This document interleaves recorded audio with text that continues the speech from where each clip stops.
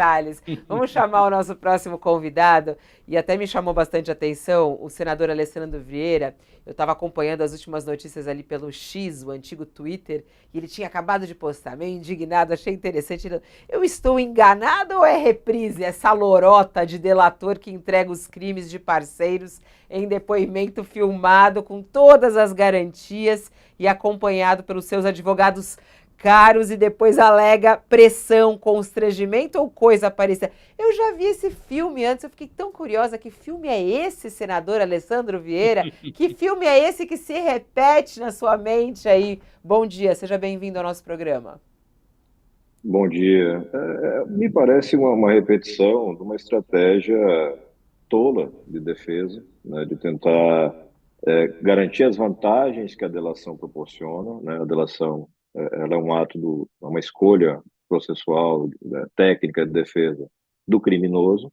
E ele quer ter as vantagens da delação, mas ao mesmo tempo ele quer ficar bem com os amigos do seu grupo político ou da sua quadrilha, dependendo do perfil. Ou às vezes as duas coisas são sinônimas. Não tem efeito real nenhum, não tem lógica nenhuma. As pessoas às vezes não entendem do que a gente está falando. Não é um encontro de amigos que sentaram numa mesa e dizem, olha, senta aqui, vamos fazer um depoimento. É um procedimento sério, é acompanhado, é filmado. O cara não está lá sozinho, ele não está no pau de arara, ele está lá com o seu advogado. E como o professor José Eduardo Cardoso acabou de falar, não é advogado qualquer, é um excelente advogado, renomado.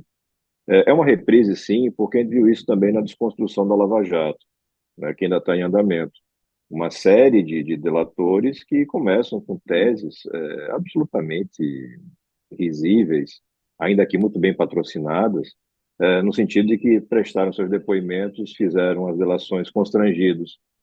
Há quem diga, inclusive, nós tivemos um ministro que se prestou ao ridículo de dizer que foi um caso de tortura para obtenção de depoimento. Você fica imaginando, esses advogados todos renomados, tudo filmado, como é que torturou alguém? É um teatro. A cada vez mais as pessoas começam a confundir o mundo real com o mundo virtual. Esse tipo de maluquice faz sentido no mundo virtual, mas no mundo real, não. Muito Agora interessante. aqui, senador, a seu juízo, e o senhor é um homem experimentado nessa matéria de investigação, tem carreira de delegado, né? A seu juízo, no estágio em que nós nos encontramos, estamos ainda na fase do inquérito, né? Não há sentença, houve indiciamento no caso dos cartões de vacina, mas tentativa de golpe ainda não tem, as joias também não. O que fazer para sanear isto?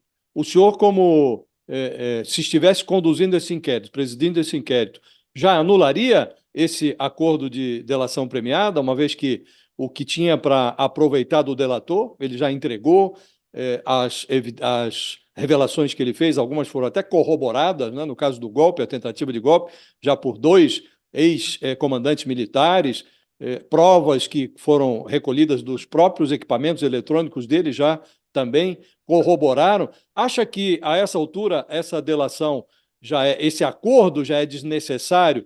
O senhor anularia isto e imporia os rigores da lei ao Mauro Cid, ou acha que ainda dá para sanear? Veja, acho que não é necessário sequer saneamento, é necessário transparência, né? A gente tem que ter transparência da coleta desses depoimentos no acordo de delação. O delação não é prova, delação é um meio, é um indicativo, é um caminho de provas. E ela só tem alguma valia e ela é homologada quando essas provas todas se acumulam. No caso específico, me parece que isso já aconteceu. Outros depoimentos, provas técnicas, apreensões, tudo isso em conjunto comprovou uma série de coisas. Falsificou ou não falsificou os dados da carteira de vacinação? Sim, falsificou, está aqui documentado, log de acesso, tudo mais. Teve reunião com teor golpista, com defesa de golpe? Teve, tem depoimento de pessoas de idoneidade a priori inquestionável. E fisicamente, eu acho que já foi provado tecnicamente, estavam todos efetivamente reunidos.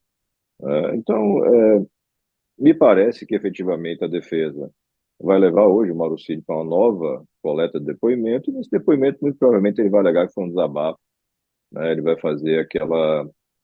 A garotada diz, vai meter um. Tava doidão, foi mal. Né? E vai continuar com a delação dele em pé. Eu não faria nenhum ato tão radical, não.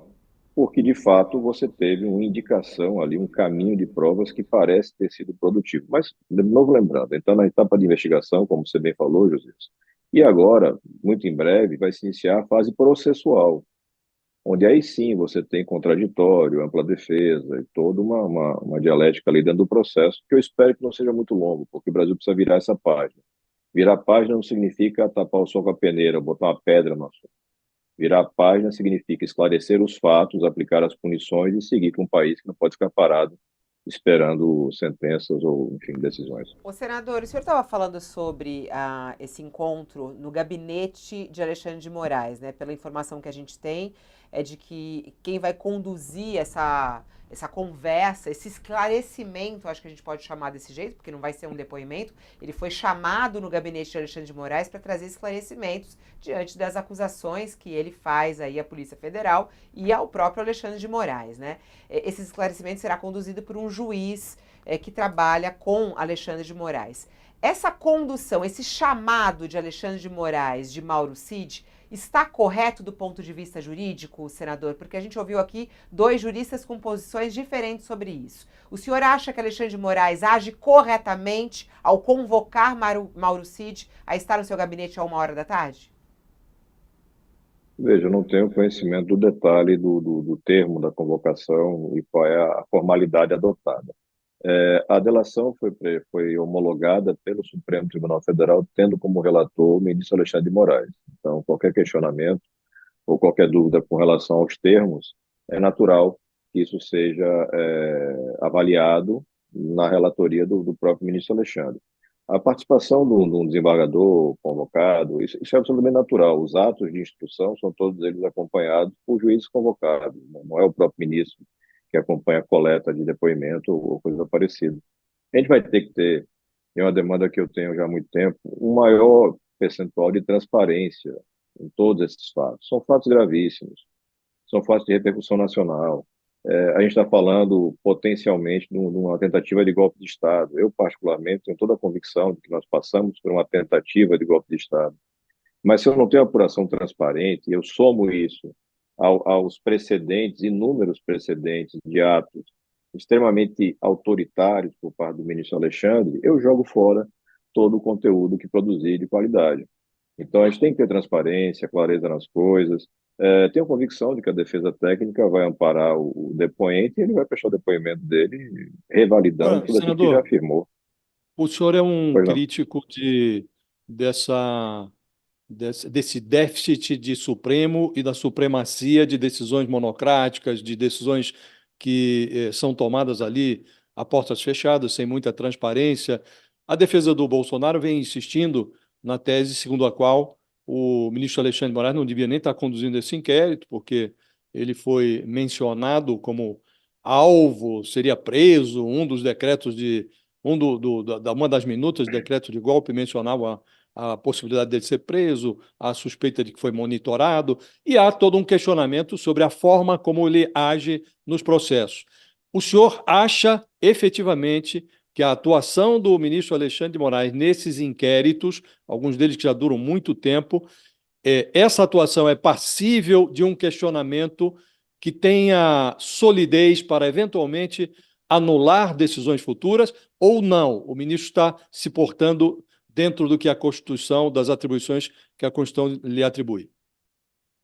Josias, o Brasil chegou num patamar em que até o passado é incerto. Então, numa nova configuração política, o Supremo não teria dificuldades em reconhecer nulidades, num caso como esse. Uma vez que você tem o ministro Alexandre convertido numa espécie de juiz universal para qualquer temática de relevo no cenário político brasileiro. E a gente viu esse mesmo filme de novo, é mais uma reprise. Toda a base de questionamento dos processos julgados em Curitiba, ela está, a base técnica, numa atração, seria equivocada, de processos, de investigações que não seriam naturalmente da Seara de Curitiba, mas que foram levados para lá naquele momento de fortalecimento da Lava Jato. Foi isso que foi reconhecido pelo Supremo mais adiante e depois de uma nova decisão, uma suspeição do hoje senador Sérgio Moro, então juiz Sérgio Moro. O ministro Alexandre, nós temos relatos reiterados de advogados alegando não ter acesso a autos e a procedimento. Você tem uma série de adoções de medidas que são equivocadas. Mas eu também não posso concordar com uma estratégia de defesa que é de tentar criar um atrito com o relator, com o juiz, e a partir dali plantar uma suspeição. Aí não dá, porque aí eu vou começar a ter a escolha do julgador pelo bandido. Eu vou dizer, eu sou investigado por homicídio, por tráfico entorpecente. Eu vou dizer, não, o juiz Josias não pode me julgar porque eu tenho aqui um plano de matar o juiz Josias. Ele agora passou a ser vítima, ele não pode mais ser seu julgador, vai ter que ser o Thales ou qualquer outro que seja mais simpático ao meu interesse. Não faz sentido. Então, acho que tem um ponto de equilíbrio que é muito difícil de encontrar, porque é um debate extremamente polarizado e um debate que tem pouco apreço pelos fatos. Ele tem muito apreço pelas paixões políticas, pelas narrativas, pelos golpes publicitários, pelas frases de efeito, mas pouco apreço pelos fatos. Os fatos que estão sendo apurados no momento são todos gravíssimos. E eles serão, em algum momento, submetidos, eu espero que muito em breve, todos eles submetidos ao crivo do Pleno do Supremo Tribunal Federal. E a partir da decisão do Pleno, a gente consolida uma situação. Se essa situação permanece no tempo, aí, como você me perguntou, eu disse, não, aqui o passado é incerto. Você pode ter uma mudança política de entendimento. O STF cada vez mais é uma corte política. Cada vez mais. Isso é Senador, claro, é notório, né? Infelizmente. o senhor, além de senador, além de advogado, além de tudo isso, o senhor também é delegado. Foi, eu não sei se ainda é, mas foi, certamente. Então, o senhor tem uma experiência grande em investigação, essas coisas. Eu queria saber do senhor o seguinte: na sua opinião, como policial, de quem o senhor suspeitaria que interessa esse vazamento e essa gravação do Malcid agora? Ela interessa a defesa do ex-presidente Bolsonaro e aos integrantes desse grupo, porque ela vai na mesma maré de tentar reduzir a credibilidade daquilo que foi feito.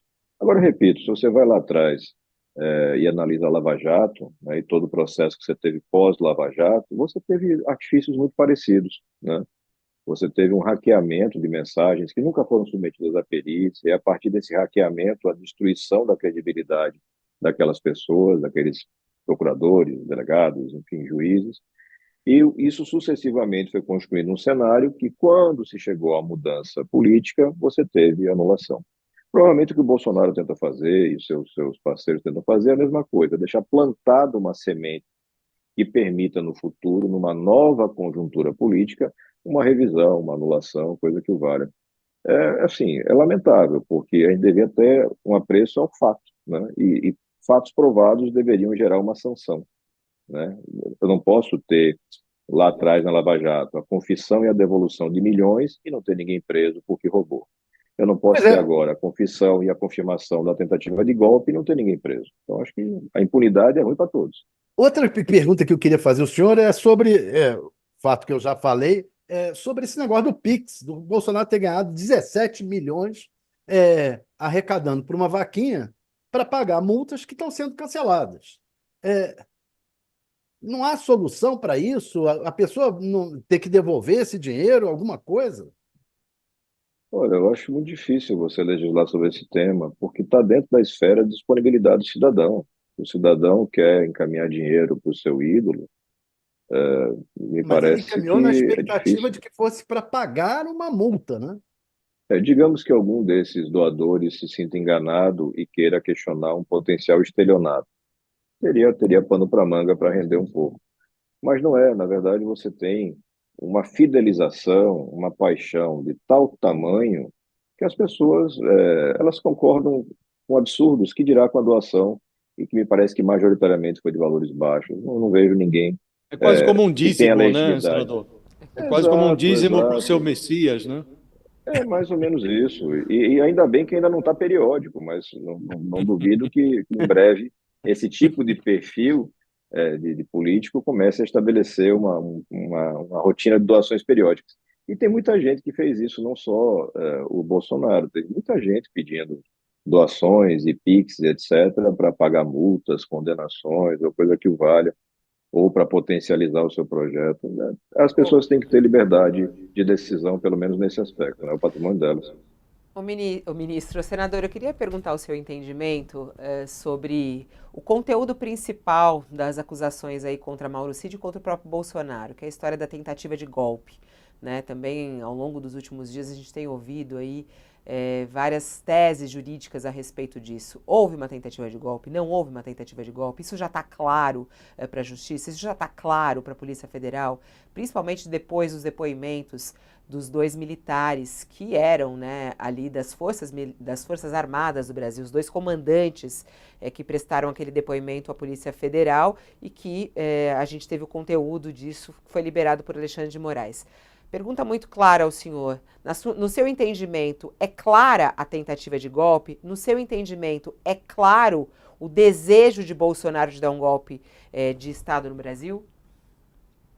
Sim, sim, não tenho a menor dúvida com relação a isso. É evidente que o processo deve caminhar, as investigações e depois o processo propriamente dito deve avançar.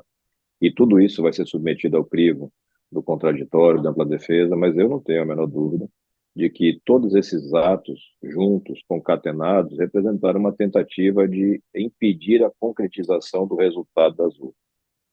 E isso fica muito claro nas falas, no não reconhecimento do resultado.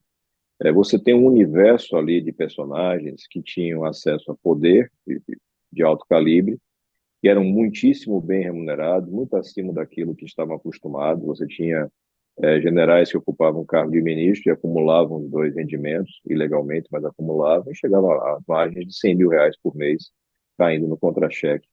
E essa turma toda gerou um apego ao poder, somado a uma rejeição ao candidato eleito, que foi o Lula, e tudo isso junto gerou um caldo de uma série de atividades que são claramente articuladas e que tentavam ter um resultado. Muita coisa do que eles planejaram não foi executada ou não teve efetivo resultado, porque quando você teve a tentativa de explosão de um caminhão-tanque, quando você teve a invasão, a tentativa de invasão da sede da Polícia Federal durante o ato de diplomação do presidente eleito, da chapa eleita, Alckmin-Lula, tudo isso que aconteceu dentro da gestão Bolsonaro teria o condão de permitir a decretação de uma GLO, um estado de sítio, ou qualquer coisa nesse sentido, e tudo já programado para não só ter GLO, mas ao mesmo tempo ter prisão de figuras políticas e do mundo jurídico, você ter anulação da eleição, a instalação de uma junta diretiva para fazer novas eleições, sabe-se Deus quando. Quem já estudou um pouquinho de história sabe que quase todo golpe é assim, né? Ele tem essa fachada Agora, de, olha, rápida, mas agora, depois a gente senador, vai sair, vai ter eleição. o senhor fez uma observação, muito do que foi preparado não se efetivou, né? E daí um pouco a natureza da pergunta da Fabíola, que eu queria reiterar só para ficar bastante claro, porque a defesa já ensaia, o Bolsonaro vai ajustando o seu discurso à medida que as investigações avançam, né? Então ele dizia que não havia minuta nenhuma, nunca tinha tido contato, agora ele já admite que manuseou a minuta, mas eles argumentam que o presidente de então não ultrapassou a fase dos atos preparatórios, né? E sabemos nós que a legislação prevê que, no caso de golpe, subversão do Estado Democrático de Direito, a simples tentativa já constitui um crime, né? O senhor acha que não prevalece essa tese segundo a qual houve apenas atos preparatórios e não uma tentativa efetiva de golpe? Tudo isso vai ser submetido ao crivo durante o processo, mas é muito clara a tentativa. O crime é justamente esse, como você descreveu, é tentar dar um golpe. E quando dá certo, não tem crime. Você vira o sistema e tudo aquilo é legitimado. O que é golpe de Estado vira revolução, libertador ou coisa que o valha. Muito claramente, você teve uma sequência de atos que foram programados, que foram projetados, que foram financiados e que tinham um objetivo concreto. O fato de não ter tido sucesso nesse conjunto de atos não afasta o crime, na minha opinião. Mas a gente vai ter Quais certamente atos são a eleições. Nessa linha, senador, o fato de o presidente, por exemplo, ter exibido aos comandantes do Exército e da Aeronáutica, como ambos reconheceram, uma minuta de golpe e ter consultado ambos sobre a hipótese de uma adesão das respectivas forças a essa minuta, isso já constitui a tentativa? A persistência da tentativa afasta o mero ato preparatório. Porque digamos que, atordoado pela derrota, ele tivesse aventado algum remédio jurídico para questionar a derrota. Você estaria ainda num certo limitador imaginam que a legislação teria tolerância, mas já passou bastante disso, né? Passou bastante disso. Você teve uma repetição, então a AGU informava para eles, olha, não tem nada para fazer. O Exército informava para ele, o resultado das urnas foi válido, não encontramos nenhum problema. E ele persistia na narrativa. Quais Eles atos? persistiam no financiamento. Quais atos concretos de financiamento? Não, quais atos Você, concretos de tentativa de golpe? Quais foram os atos? você tem o somatório dos fatos. Você tinha toda uma programação e uma defesa pelo grupo que estava no comando político da possibilidade da adoção de uma medida de caráter jurídico de fachada, GLO, por exemplo, e você tinha, em paralelo, coordenado por esse mesmo grupo, pessoas tentando criar fatos na sociedade, atentados, invasões de prédios públicos, que motivariam, que justificariam esse start, né, do golpe. Isso tudo foi falado aqui em Brasília muito abertamente. Essa inconformidade com o resultado, essa não aceitação do resultado das urnas, isso. E é uma repetição do que a gente viu em outros países, em particular nos Estados Unidos, a negativa, a rejeição da aceitação do resultado. Isso tem que ser confrontado, tem que ser esclarecido, mas nós temos ainda um déficit muito grande de transparência na apuração. Nós precisamos de mais transparência, de mais clareza. Eu não posso ter a liberação seletiva de depoimentos, olha, esses depoimentos reforçam a minha tese, eu libero esses. Esses daqui talvez não, esses daqui eu resguardo, não pode. A transparência tem que ser total, a gente não está falando de um crime comum, a gente está falando de uma tentativa de golpe de Estado num país da dimensão do Brasil, com consequências muito concretas na vida das pessoas. Então, nós tínhamos autoridades acompanhadas, monitoradas, tecnicamente, tecnologicamente e pessoalmente, com vistas a viabilizar uma ação de prisão, de contenção. Isso tudo já foi levado a depoimento e, até onde eu tenho conhecimento, comprovado tecnicamente. Deslocamento de pessoas, enfim, troca de mensagens que foram periciadas após a apreensão. Tem um conjunto da obra aí, que eu não tenho dúvidas, pessoalmente, que aponta para o cometimento do crime que está previsto na legislação de tentativa de tomada violenta do poder. Mas tudo isso vai ser devidamente processado, documentado, todos estão assistidos por bons advogados e a gente tem que começar, se for possível, a desapegar um pouco das paixões e olhar os fatos. Olha, o fato foi esse, né? Você não gostou da eleição do Lula? Tudo bem, é um direito seu. Mas a eleição aconteceu e não tem nenhum indicativo real de fraude. Pelo contrário, tem indicativos muito reais de um volume de máquina pública empregada em favor de Bolsonaro absurdo. Essa Absurdo, tese, assim, essa muito tese alto. essa fala, né, da perseguição política, e agora somando isso a esse áudio vazado dessa maneira, como o senhor mesmo, quando abriu a entrevista, colocou aí em dúvida, né, vazado dessa maneira de que a narrativa da Polícia Federal já está pronta. Quer dizer, isso tudo não dá para cair nessa, senador, o senhor que não é nem de um lado nem de outro, vamos colocar assim, né? Dá para cair nessa narrativa de Bolsonaro de que há uma perseguição neste momento da Polícia Federal em relação ao Bolsonaro e aos seus apoiadores e aos seus próximos? Não, não dá para cair nisso, embora, infelizmente, muita gente acabe caindo. É a mesma coisa que você tem mudando o fato específico, determinado criminoso. Seguramente já tivemos vários momentos do Marcola dizendo que é perseguido pela Polícia Federal, né? O Fernandinho Beiramar também se diz perseguido, é, restringido nos seus direitos fundamentais. São crimes diversos, evidentemente, mas é uma coisa repetida. Assim como você tem toda essa turma da política, das empresas, que confessou crimes, corrupção, lavagem, desvio de verba, superfaturamento, e que hoje se diz, não, era perseguição política, não foi nada disso. Virou a narrativa comum. E como a gente vive um momento de alta polarização, quem já está de um lado adota sem nenhuma dúvida. Não, tudo bem, é verdade mesmo. O empreiteiro corrupto era perseguido, o político corrupto é perseguido, o político golpista é perseguido, o militar que tentou cometer crimes é perseguido, e todo mundo é perseguido se for da minha tribo. Se for da tribo adversária, aí não, aí ele não pode nem respirar, porque já é crime também. Como superar esse momento, eu não sei, confesso a vocês.